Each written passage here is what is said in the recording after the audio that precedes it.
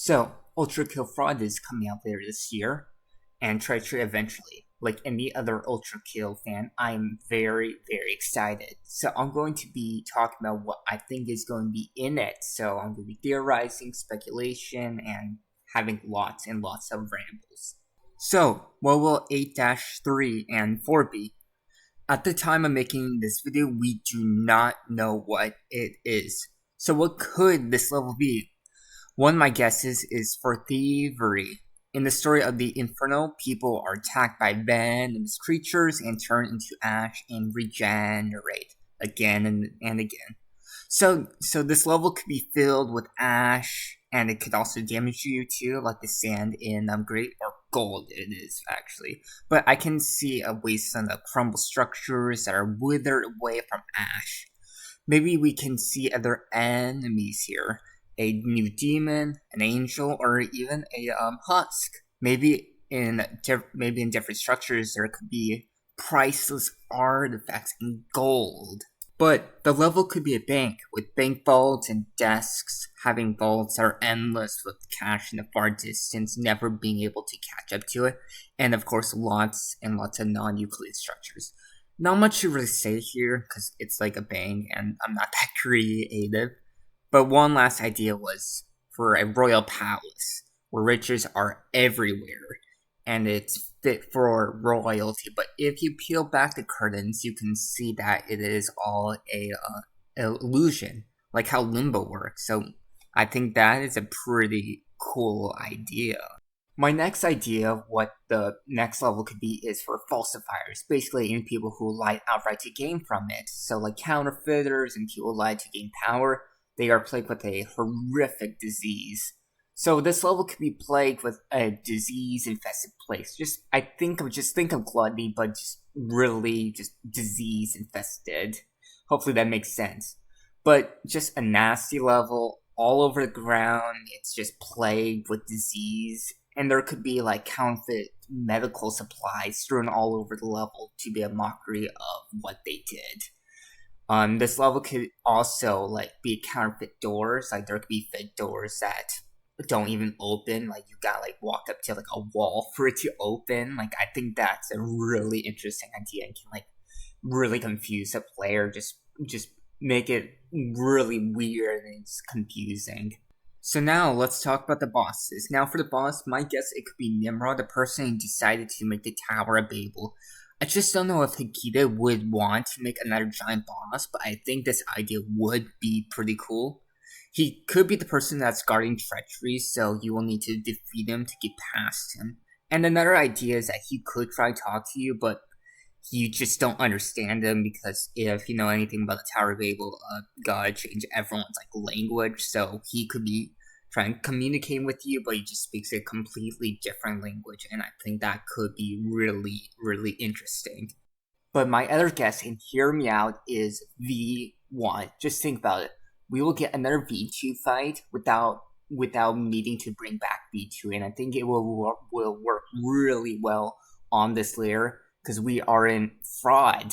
So maybe the boss would switch weapons, whatever you have on, or mimic on how you play.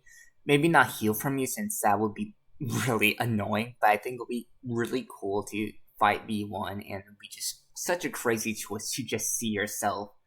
Okay, so I want to quickly talk about 8-S. So I could see it as a really trippy level with insane non-Euclidean geometry. Just be really experimental and just go all out, just be as confusing and weird as possible. I think that'll be just really cool to see on how other people's play it. Go all out on it. But something different. It just could be something stupider. It could just be funnier, just be like a level committing tax fraud. Like escaping from the feds or just committing tax fraud and just do stupid stuff. Like I don't know how it work as a level, but I think it'll be really funny. But with all that said, I think we need to go one layer deeper to Treachery. I think it would be really cool if every starting room, or the second one at least, should be frozen over or signs of it being frozen over to show how deep we are into hell. So I think this level should be a very atmospheric level, like how it was in 7-3. I feel like how it was presented in the story, a dark ice wasteland. I feel like where the sinners are stuck in the ice, and the deeper we get into the level, the more and more people are submerged under the ice. And as the deeper we get into the center of hell, it should get darker and quieter since the sinners will be fully submerged under the ice. And I think that will be so cool and just really help with the atmosphere of the level. Something else that can really help with the atmosphere is have dripping stalactites with the struggles and screams from the sinners, but like it's really hard for them to struggle and scream because their like mouths are being frozen off, their tears are being frozen. Some of them are fully submerged under the ice. Now, quickly, I want to talk about the music. I think it should not be a crazy intense song. I think there should be a sadness, a quietness to it. Because, like, we're in the last layer of hell. It's a frozen wasteland. It's dark. People are barely be able to scream or cry. And I think it will really help with the atmosphere. The best example I could give is one of Dove's song, Cross-Turn Blades, which is a pretty good song. And that's how I see what Treachery's, like, music will sound like.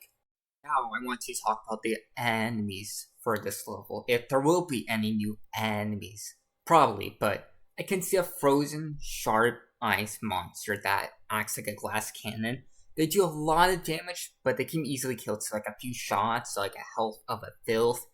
But I can also see them being like pretty quick. Maybe not as fast as a mannequin fast, because that would be really annoying just to see one come up and like kill you in like a second. So, but I want them to make sure they're fast. So something to keep you on your toes, like something that you always want to keep in mind. So, okay, this guy is here, so I'll probably want to take him out first before he does any real damage or becomes a problem later on in this level. So don't know if that's a good concept or not, just an idea that I had that I thought would be pretty cool.